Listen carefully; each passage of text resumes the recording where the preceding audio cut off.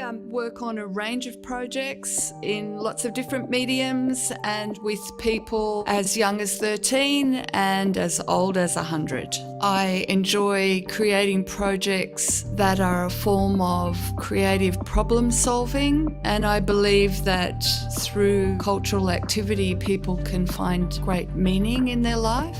I've seen quite huge transformations. I'm working at present with very elderly people and people with dementia, learning things that people didn't think they could learn, finding self-expression, enjoying their life as creative artists. I work with musicians on the autism spectrum. I'm working with young, marginalised students at Granville Boys High School. If we don't do it, it won't happen. It's of great benefit and it's real life and it's a beautiful thing. I produce a series of programs and initiatives and projects for emerging screen content producers from various communities in Western Sydney. These are mostly communities that are underrepresented on the screens in Australia at the moment, so communities from the various demographics in Western Sydney from culturally diverse backgrounds.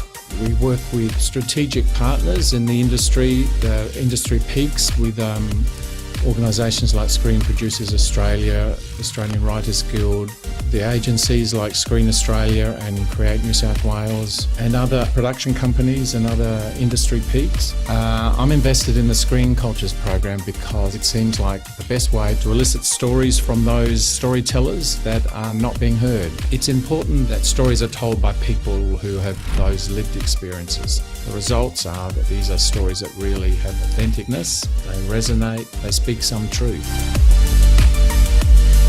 I work with women from diverse backgrounds all across Western Sydney in areas such as Parramatta, Fairfield, Auburn and Granville to offer and provide training to provide them with creative skills, workable skills to gain employment or to start their own social business enterprise. It reinforces their self-esteem, their sense of worth. It highlights the importance of their own cultural background and the value that they can add to the Australian society. And understanding that everyone is valuable.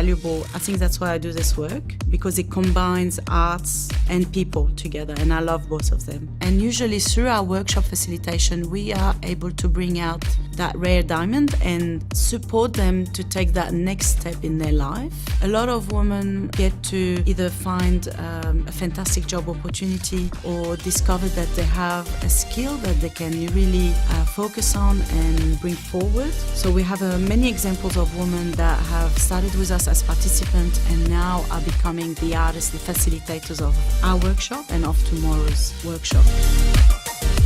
Currently, I'm running the Granville Barbershop program, which engages young boys who are disengaged at school and teaching them how to barber and also how to contribute positively to their community.